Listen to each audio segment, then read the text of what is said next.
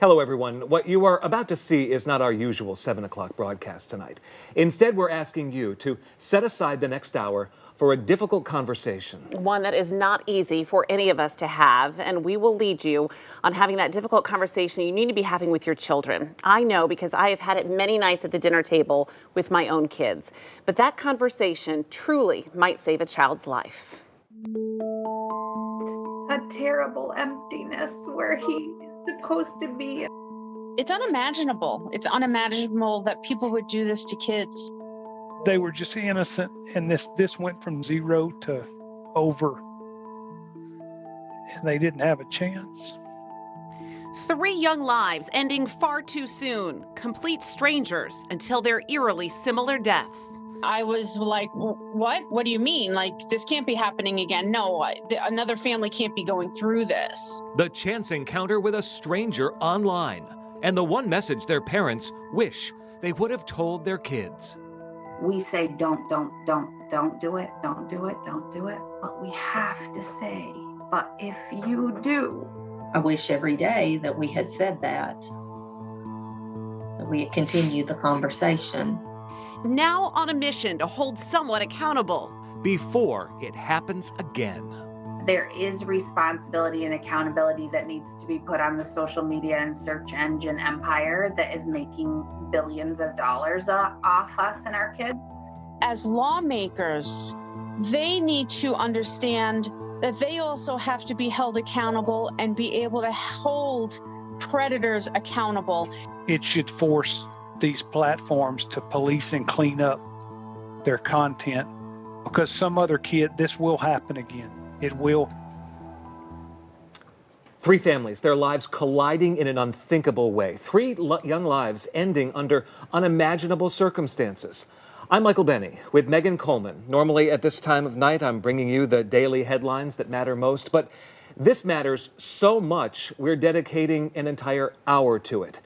This started with an email, and for Megan, it began a year-long investigation. That's right, Michael. Our newsroom got an email telling us about a story that seemed too terrible to be true.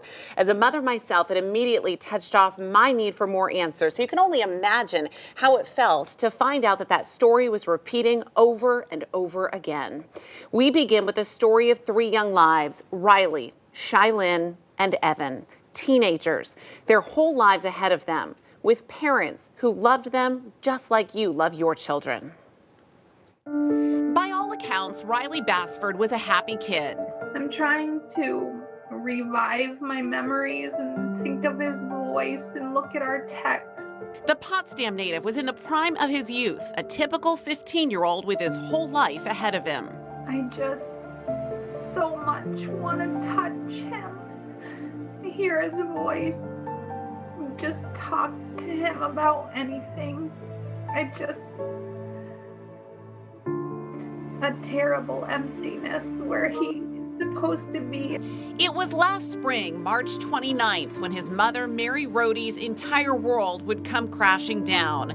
Mary says her son logged onto Facebook and found a friend request from someone named Megan Miller. He only accepted that friend request less than 24 hours before his death.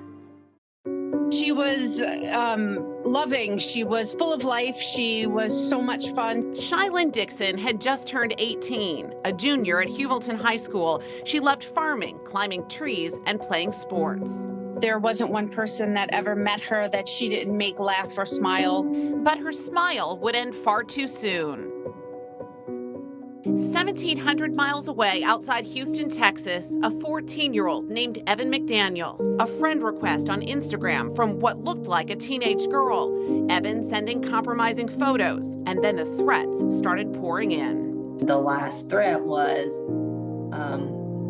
you may as well take a gun and kill yourself because your life is over. And that was the last thing that was sent. Oh, this is so tough. A friend request, a conversation, we know photographs sent, and then the threats. That's what those stories had in common. Did any of these kids know each other? They didn't. They were complete strangers, and all of this by chance. This was all happening almost at the same time and within just a few months of each other. When you first told me about this, we sit right next to each other in the newsroom. You used a word that I've never said on television before. That's right, Michael. It is called sextortion, and here's how it unfolds. Sextortion typically begins when a predator reaches out to children over a game, app, or social media account. They use deception, manipulation, money, gifts, or threats to convince the child to send them an explicit video or pictures. When the child sends them, the predator blackmails the person, demanding money and threatening to send the photos to the victim's family and friends. The FBI has a video that explains it well. Sextortion is when an adult coerces or entices a child to produce a sexually explicit image of themselves and send it to them over the internet. Once the offender gets a single image of a child, typically they'll use that image to coerce the child to produce more and more under threats of sending that image to friends at school, names on a contact list, or even the parents.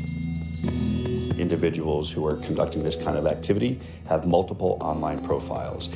They can pretend to be a 16-year-old boy or girl. They can pretend to be anyone, especially in the online gaming environments where they're offering cheat codes, they're offering access to coupons, or to get further advanced in a game. So it's really important to have your guard up, to know that if someone who's contacting you saying that there's something, there's a good chance they might not be. That's what Riley, Shylin, and Evan were all facing. And even though they and so many other children are targeted, Michael, they felt totally alone, and they thought suicide was the only answer. That is so hard to hear, because from your reporting, they had parents, they had adults in their lives who just loved them to pieces. Yes, very much so. But two of those parents I spoke with say even though they had had open communication with their children about the dangers that exist online, there is a piece of that communication that we forget about that can make all the difference. And I just don't want anyone else to feel like this. This is so horrible. Through state police investigators, Mary was able to piece together her son's final hours, an exchange of pictures, and then threats from the person on the other end, telling Riley if he didn't send them $3,500, they would share those pictures with his friends.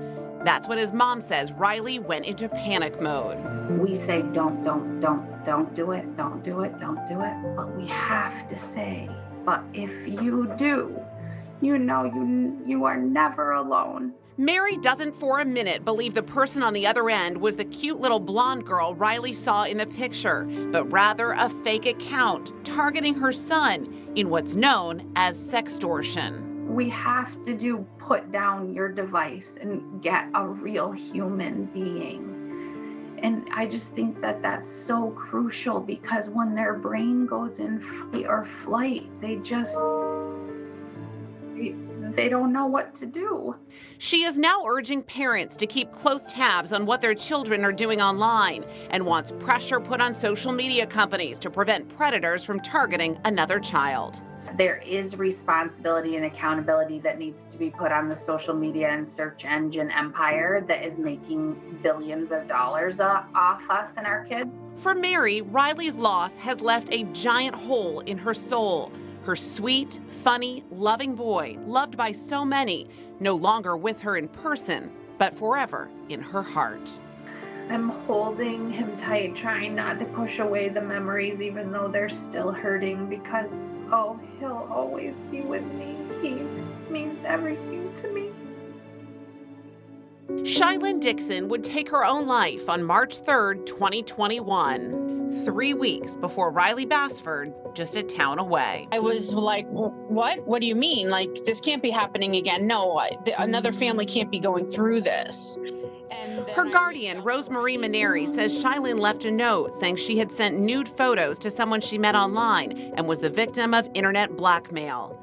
Days after Shylin's death, Rosemarie says the Facebook account she was interacting with vanished. It's unimaginable. It's unimaginable that people would do this to kids. In the months after Shylin's death, Rosemarie has channeled her pain into a call for action, pushing to hold social media companies accountable and urging lawmakers to do more to protect our kids. There should be no reason why they can't be more vigilant about what they're doing and what people are doing on their platforms. We, as parents, need to be vigilant about our children and the internet.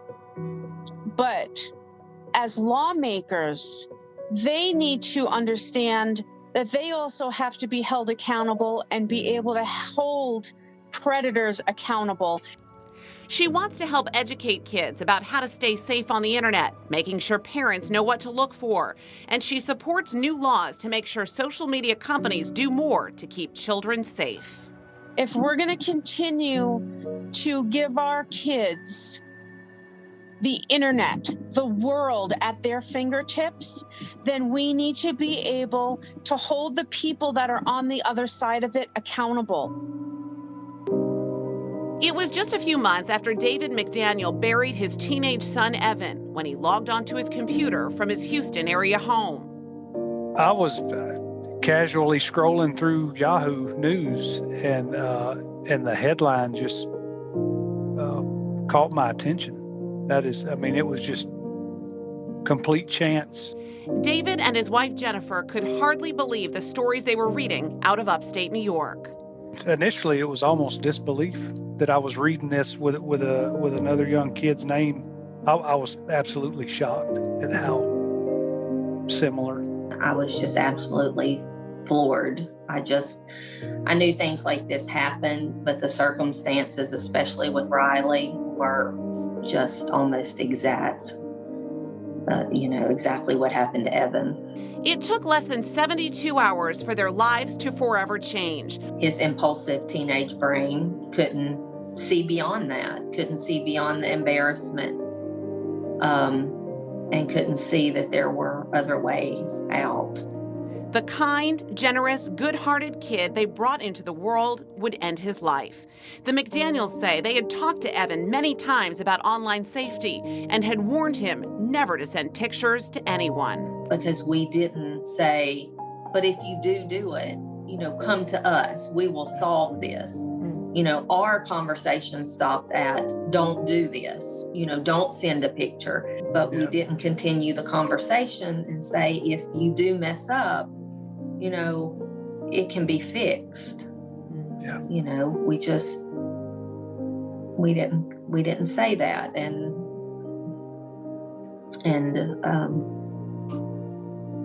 I wish every day that we had said that. In the months since their son's death, the McDaniels have started to piece together what happened. They say investigators in Houston subpoenaed Instagram and traced the friend request Evan got back to the Philippines. But that's where their jurisdiction ran out. I'll never, ever believe that it's not traceable or findable, in that arena, that everything's got a fingerprint. In circumstances specifically like these, that kind of the gloves are off policy, that there is no restriction to how far law enforcement or investigators can go into these platforms to hold someone accountable. The McDaniels have made it their mission to hold those who played a role in their son's death accountable, to prevent another family from suffering the nightmare they live with every day. I think that's why people in these certain countries, they know that the U.S. reach is not there. So they know they can hide behind that. It's just aggravating to sit here and think that nothing can be done or has been done to change this for everybody, not just for us. Is there anything worse than hearing regret in a mother's voice like that? It breaks my heart. As we were preparing this special report for this evening, I kept coming back to the same thing over and over and over again. Those mothers and fathers saying the same thing. We focus on the don't do this. But what if they do? We don't say that if that happens, we can fix this. And that was their big message. Clearly, these parents feel some sort of guilt, which truly breaks my heart. They have done all the right things by talking to their kids about the dangers that exist online and not interacting with strangers.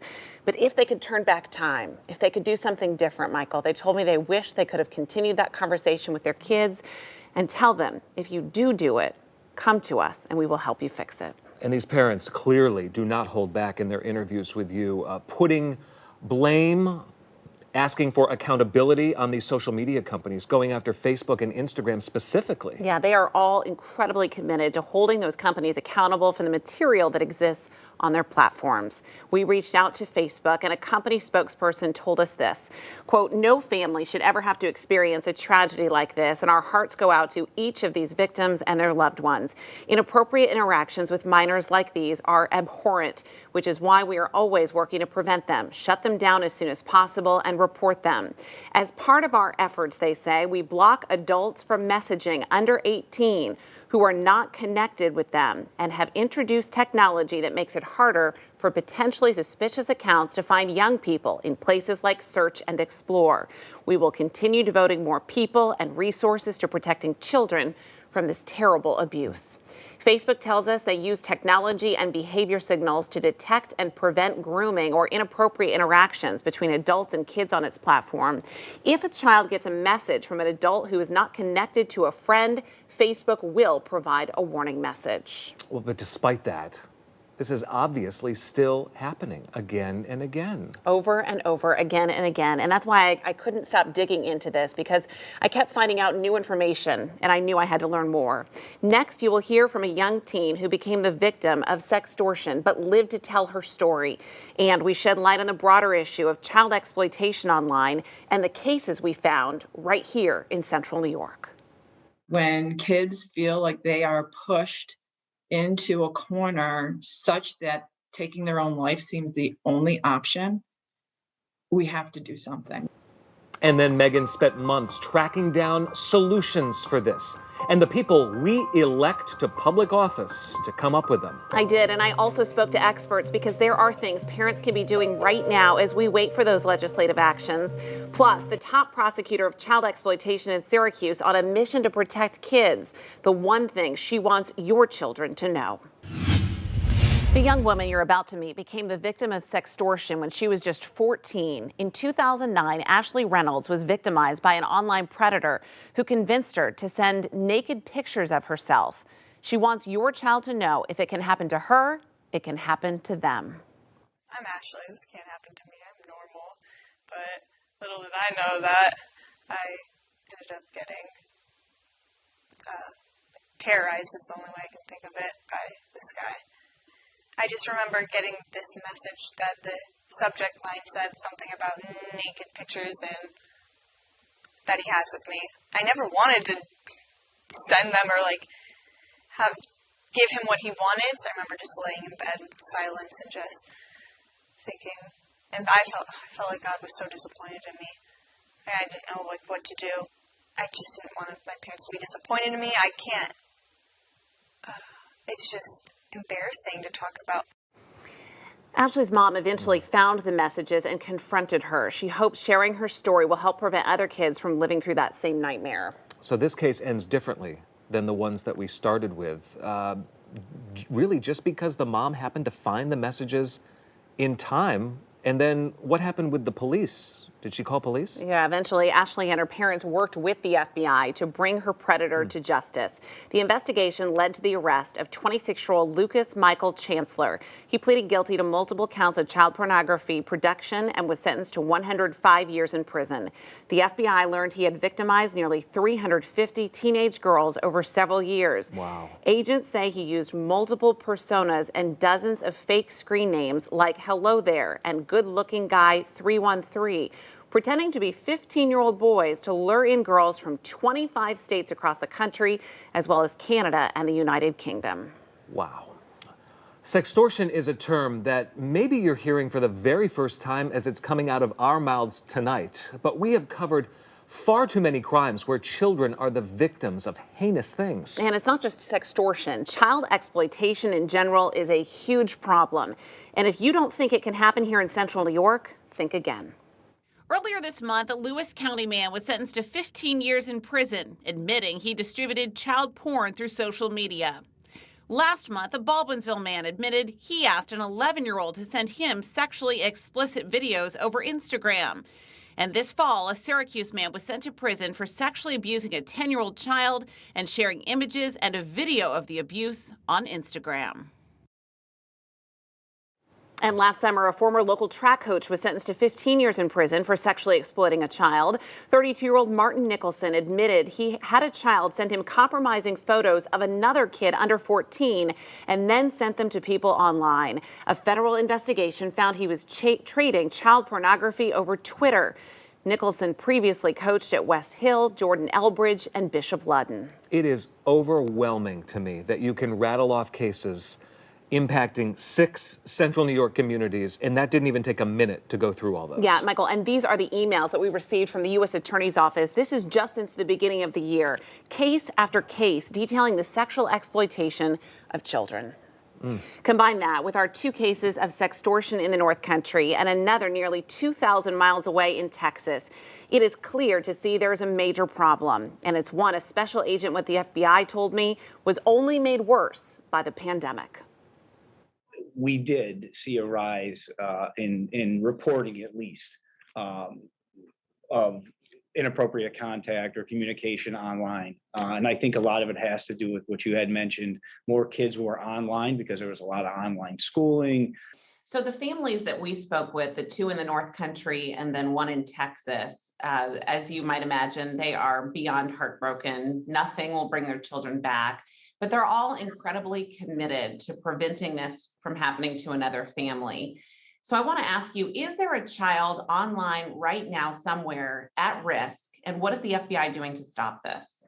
Oh, 100%. Yeah. So we work tirelessly here and in central New York through our task forces to prevent online child exploitation. We have a very robust task force that is online, engaging with individuals and out there on the internet, proactively looking for these individuals who are enticing children.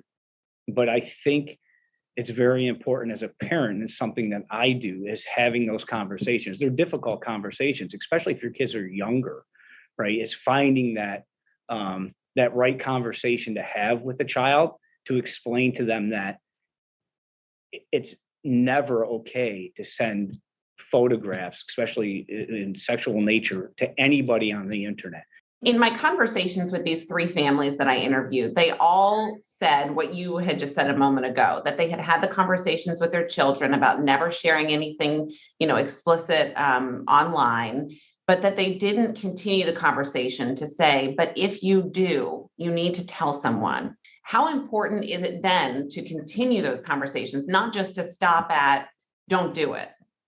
Yeah, it's very important. And I think if you put yourself in a kid's shoes, that's a difficult situation to be in. It's embarrassing. I think having that relationship where they feel comfortable to come to you, or whether it's a teacher, a coach, somebody, is very important.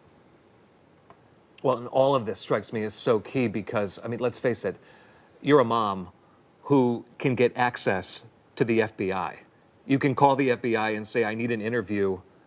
But so many parents out there don't have that sort of access. So I'm curious, what is the message from the FBI to moms and dads and guardians everywhere? Right. So his message to parents is that if you think that this has happened to your child, you need to report it immediately, screenshot everything they say, and then send it to investigators, and don't engage with the person on the other end. Is the FBI doing anything as an agency to communicate with young people directly? Well, 4 years ago, the FBI launched a sextortion awareness campaign in schools, putting up these posters in middle and high schools across the country, warning them of a crime that begins on their smartphones, computers, and game consoles. And it's not the only effort among government agencies trying to stop this. I wanted to give you something special.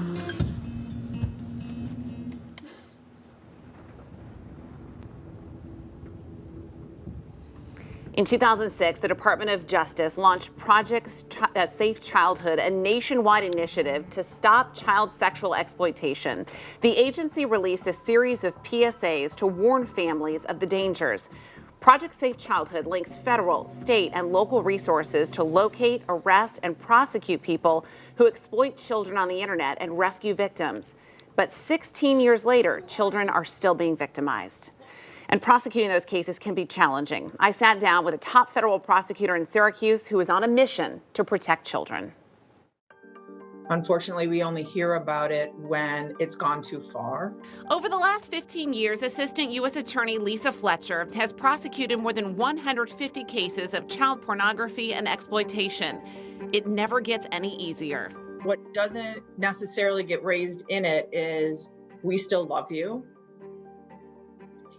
I'm going to get emotional. As a federal prosecutor, she has seen the worst of the worst, and the cases just keep coming, with a special task force now set up in Syracuse and Albany, working tirelessly with the FBI, state police, and local law enforcement. It is an explosion. It is constant. Every week, a couple times a week, I get new cases. As the Project Safe Childhood Coordinator for the Northern District of New York, Fletcher coordinates the effort to prosecute predators and protect children, with undercover officers online 24 hours a day to prevent kids from becoming victims. And a lot of what we can see with that are people online getting the child on the other end of the screen to engage in sex acts, either and videotape it or take pictures and send them, or even do it live stream through a webcam. It can happen upstairs in your kid's room while you're cooking dinner, and you have no idea. Fletcher says what scares her the most isn't just children being targeted, but kids who do send compromising photos and end up feeling trapped. If you do something that you shouldn't, if you do make a mistake, you can get past this. This is not a fatal flaw. You can get past this, and it is not the end of your life. Once a child becomes the victim of sexual exploitation or sextortion, Fletcher's office opens a case. But many times the crime starts overseas, and that's where she can hit a roadblock. It is paralyzing to us because we can't do a criminal case on those. The IP addresses, where do these things come from? They're in countries overseas where we can't, I can't send in SEAL Team 6 to go take down some boiler room in West Africa with some guys who are trying to make a couple grand off of fishing for kids. The challenge, she says, is the extradition process, which is long and slow. She welcomes new ways to hold offenders accountable, like improving relationships with other countries to expedite getting criminals to face justice. It isn't a quick fix. It's a tool in our tool chest that we could do, and that maybe at some point in time we would actually be successful in getting somebody that we could prosecute. But it is, again, it is not a perfect system, even if it were available to us. We have laid out the problem and the reach it has. Now we're asking what can be done, what is being done right now to stop it. When we come back, my interview with Congressman John Katko. What laws are currently on the books to hold social media companies accountable for something like this? Yeah, not enough. That's a constant tension we have right now. Why he says it's so difficult to track down and prosecute these criminals, and what he's doing about it as your elected leader in Washington. It's catching the attention of lawmakers in Washington. Child exploitation over the internet is an epidemic. And it has been from my time as a prosecutor at the U.S. Attorney's Office. Families of child victims desperate to hold social media companies accountable. If we're going to continue to give our kids the internet, the world at their fingertips, then we need to be able to hold the people that are on the other side of it accountable. And pushing lawmakers to take action before it's too late. There is responsibility and accountability that needs to be put on the social media and search engine empire that is making billions of dollars off us and our kids. From Albany to Washington, we're holding state and local leaders to account, asking what they are doing before this happens to another child. I think this is something that we're all concerned about. It's a priority for all of us. They want to see social media companies held accountable, and they want lawmakers to be held to account to create, ways to stop this from happening to another family. What do you say to those families? They're spot on, and they got to sing that song loud and clear.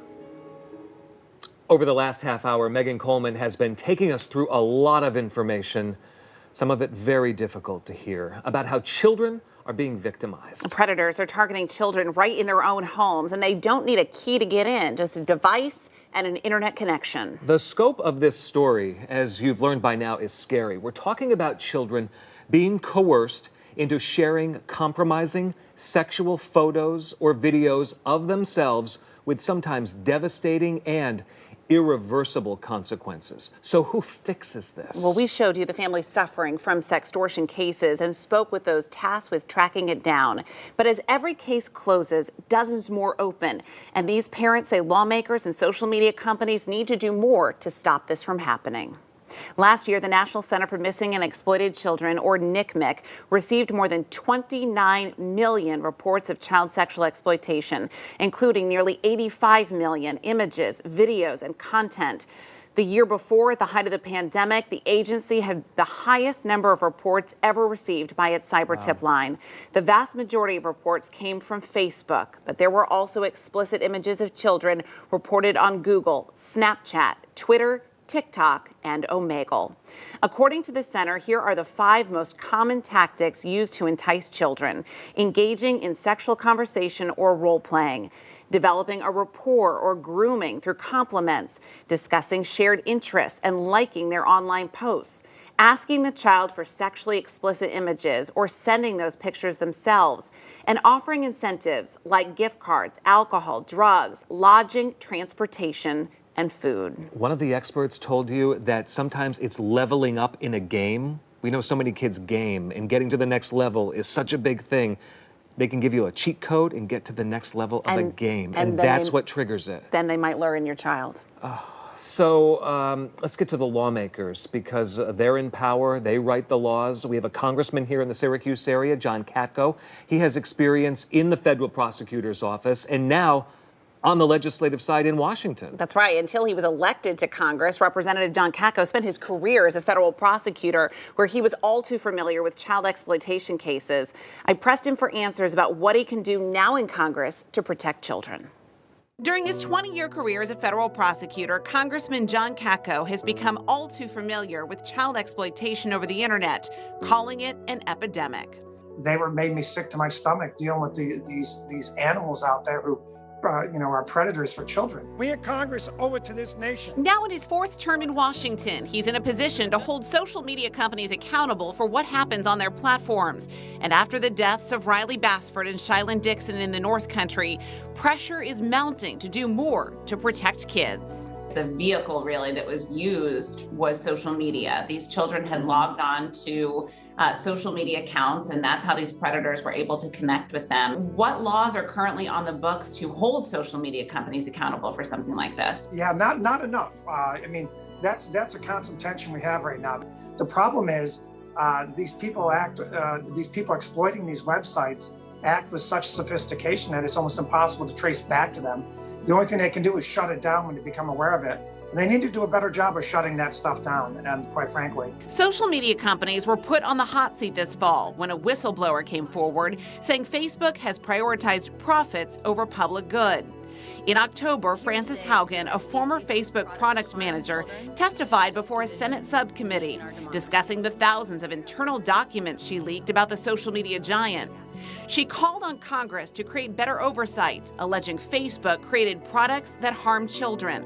Congressman Katko points to child exploitation on the internet, saying it should be a wake-up call for parents. Parents need to understand that there's real exploitation going on the internet, and if you think it can happen to your children, you're just dreaming. When it comes to prosecuting these cases, Katko says it's incredibly difficult, saying predators use fake names and fake profiles, making it challenging to trace who's actually behind the computer. In your time as a federal prosecutor working in collaboration with the FBI, were you able to successfully extradite a predator from another country back here to face charges in this sort of way? Well, extradition is extraordinarily difficult. In the child pornography realm especially, it's very, very difficult because it's almost impossible to locate them. If prosecutors can identify a suspect, getting that person back to the U.S. to face charges is the next step if countries cooperate. A law enforcement source has told me that when they are able to identify these people, if they're in a country where we do not have a relationship with them, that becomes the challenge because they know where the people are, but they are not able to successfully extradite them. Is there more that we can be doing? One way we can do that is have that as a adjunct to trade agreements. For example, yeah, we'll have a trade agreement with you and we want to do business with you, but when you have pieces of garbage over there that are exploiting our children, and we know who they are, you got to allow us to extradite them. Congressman Katko says the first step is preventing this from happening. He supports creating a grant program to give schools the resources they need to teach internet safety in schools. Is there anything else that Congress is doing right now that might be a concrete solution to all that's going on here? Well, right now, a bill meant to protect kids from predators is making its way through Congress. The Earn It Act would strip tech companies of legal protections if they fail to search for and remove child abuse and allow victims and states to bring civil and criminal lawsuits against them. It would also require companies to provide information to help identify the children victimized. The bill was approved by the Senate Judiciary Committee. It now heads to the full Senate. Yodasaurus is the general counsel for the National Center for Missing and Exploited Children and says the Earn It Act is our best chance to keep kids safe. Is this the kind of real change that's needed to hold social media companies accountable and to protect our kids? So, I always say these bills are, tremendously impactful, but this is really multifaceted. And I think we have to continue to keep that in mind. No one bill is going to fix the problem of children being sexually abused and their images being distributed online. Earn It Act will take us, much closer to the goals of trying to seriously address those problems. But, if we look at kind of what else is needed, tremendous education and prevention is needed around this problem. You know this better than anyone. There has been an explosion of cases, certainly during the pandemic when more children have been online. How urgent is it for members of Congress to take this legislation seriously? Again, it's the most comprehensive child protection bill that is out there right now. Our numbers at NCMEC, as I'm sure you've seen on our website, continue to explode. We had over 29 million reports relating to child sexual exploitation made to our cyber tip line last year.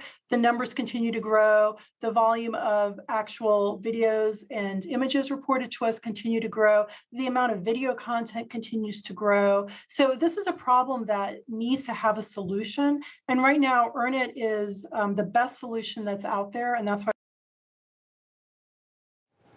The Earn It Act will also create a commission to establish best practices for tech companies to deal with this issue. And it will also change, Michael, the term child pornography to child sexual abuse material, essentially calling it what it is. That, I think, is important because I think that's a start. And we could do that here. I could do that on the news every night. I mean, why glorify it by emphasizing what the sickos are doing with the material and I suppose put the emphasis on where the victimization is happening? It really is material that's exploiting children. Well, because that's what it is. As Sora said, pornography is legal for consenting adults. There's nothing legal about abusing a child. No, nor should there be, and there won't be in this country, that's for sure. I can't help but listen to Congressman Katko and also the National Center for Missing and Exploited Children and realize that our hope cannot be pinned on Congress here right now. Because the FBI is telling you there's a child right now while the parents are downstairs doing dinner that's being groomed for this in their bedroom upstairs. That's right. And so there's more that needs to be done. Parents, there are things that we can be doing, conversations we can be having with our children to keep them safe. Yeah, let's hope. Coming up, taking the education and the prevention that Megan is talking about directly to schools. We'll meet a man who's teaching online safety in the classroom when he says your child should first be allowed on social media and have their own electronic device. The alarming rise in sextortion and child exploitation cases prompted a Canadian cybersecurity expert to launch a program in schools. He says many parents think their children are just interacting with their friends online, and that is among the biggest mistakes we can make. Over the last decade, Paul Davis has connected with hundreds of thousands of students across the U.S. and Canada. After the deaths of Riley Bassford and Shylin Dixon, the Potsdam and Lisbon school districts brought in Davis to talk to students. They've got a wonderful gift called curiosity, but curiosity with technology and isolation and global connectivity is why a lot of our kids are getting hurt online. His mission to protect kids and empower adults to keep them safe, urging parents to pay attention to what their children are doing online. But the reality is we need to develop relationships with our children and take an interest in what they're doing online, not making assumptions that, they're smart enough, we trust them, leave them to their own devices, that we need to build a relationship of understanding as to what's happening online. Incredibly, incredibly important. Davis says technology has no place in your child's bedroom and encourages moms and dads to adopt the motto, wait until 8, saying parents should not give their kid a device until they're in 8th grade. It's not a game. This could be happening to your child as you watch this video. In 2019, the FBI warned parents that predators were targeting children. Federal investigators say 500,000 predators are active online every day, with kids 12 to 15 most at risk. Amid the threat, the FBI here in New York released a PSA called It's Not a Game, urging parents to watch out for their children online. It takes only a few days, sometimes just hours, to groom your child into sending compromising photos to the person on the other end of that chat. Then the threats begin. If you lock your doors at night to protect your family from an intruder, you should be locking down your computers. It's that simple. Davis says children should stay off social media until they're 13. And if kids are into gaming online, Davis says a small investment can pay off in the long run. When you read all the bad stories of Roblox online, they're actually true, except they're preventable. To let your child have Roblox and play in the free part where it's just well documented, there are all these strangers and bad guys out there, that's where the kids get in trouble. So the platform is amazing when the parent is educated. Instead of letting them roam free in the world of online gaming, Davis says parents should buy their children a private server so they can play with their real friends, not strangers. The risks associated with letting them play in what they perceive to be as a private game can be damaging. The one thing I find most disturbing is that when I hear the parents say, I trust my child. After a year of giving kids more online freedom during the pandemic, Davis says it's time for parents to rein it in. It's time to be a parent. You're allowed to say no. No has not left the English dictionary. Oh, I made the choice to give it to you. Guess what? You're a parent. You're allowed to take it back. We reached out to Roblox, that popular online gaming site. The company tells us that they work with police and safety groups to report any suspected child exploitation, abuse, or online grooming. Are these two deaths of children in the North Country triggering change beyond the classrooms in the local schools? Those districts, they bring in this security expert, this expert on online behavior. But what about other schools? Yeah, and this is something that many schools are starting to talk about. Last May, State Senator Patty Ritchie introduced a bill that would require the State Office of Mental Health and the State Education Department to develop a curriculum to teach suicide prevention, social media safety, and cyberbullying in high schools. Yes, I take this very seriously. This is something that's a priority for me. It doesn't matter how good a parent or grandparent you are, you can't be over their shoulder all the time watching it. The bill State Senator Patty Ritchie proposed currently sits in the Mental Health Committee. It does have an assembly sponsor, but no word yet on when it could be voted on. And I want to go back to something that cybersecurity expert said, Michael. He said, what bothers me so often is that parents say, I trust my kid. And I think all of us want to trust our kids and say, we have good kids. This could never happen to them. Sounds very nice. But he says you really do need to be careful and make sure that you are involved, that you know what your kids are doing on the internet. Like, who would have any idea? I'm getting texts from parents right now that are thinking, I've got to go into the chat within the game. Yeah. Because these games have chat features. I've got to go in there and see what's going on here. And as he said, make sure that they're in a private server, not the public one. You can buy gift cards that will get them into that private server. That's good to know. We've gone over what investigators are looking for in all of this, what social media companies do and don't do, what lawmakers say they're trying to do. So what can happen in your house right now? That's what I asked the National Center for Missing and Exploited Children next. We know the danger exists, but what can we do as parents to protect our kids? This week, I sat down with Lindsay Olson with the National Center for Missing and Exploited Children.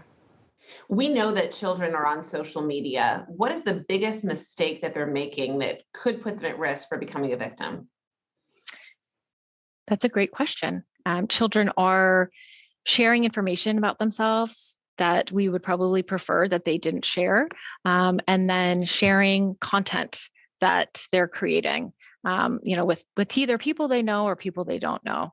I think children don't often realize the consequences of their actions. What kinds of conversations do parents need to be having with their children? Parents need to be talking about internet safety, sharing information, what's too much to share, where their kids are going online. Parents should pick up their own phone and download the apps that their kids are using and figure out how to use and what their kids can do on those apps or gaming systems, using the parental controls that already exist, be engaged, learn about the different places their children are going online, learn how to play the video games that your kids are playing, and, figure out, are they able to communicate with people they don't know in real life? And I think there's a false sense of security that parents might have thinking, oh, my child's, downstairs in their playroom, playing on their PlayStation with their friends or just on their phone watching videos. And it really is a false sense of security where you may not know who your child's communicating with. It's absolutely better to have those conversations now. And it's never too late to start that conversation. Never too late to start that conversation. If you suspect your child has become a victim of sextortion or child exploitation, you can file a report with the FBI's Internet Crime Complaint Center. You can also report an incident to the National Center for Missing and Exploited Children by calling 1-800-THE-LOST or by going to cybertipline.org. We will have both of these links for you for the resources on our website at cnycentral.com. And if you are having thoughts about harming yourself or know someone who is, make sure to talk to someone. The National Suicide Prevention Lifeline is available 24 hours a day, 1-800-273-8255. Of course, all of this comes back to three faces, three families forever missing them. Proof tonight that thoughts of, well, this can never happen in my family, are simply wrong. Their lives were just beginning when they logged onto their computers, and that is when everything started to spiral out of control. Their families want you to know their children's stories so you can keep your kids safe. And they want you to have those difficult conversations with your kids, one those families wish they could only have now. The conversation is difficult. It's been difficult for me to listen to some of this tonight. At first, it was difficult for me to say the word sextortion. But that is the term that we should be using because that's what it is. It is real. It is a threat, and child exploitation in general has exploded, as you heard tonight, particularly during the pandemic. Megan, thank you. Thank you for this deep and troubling and informative investigation. I'm Michael Benny. For Megan Coleman, good night.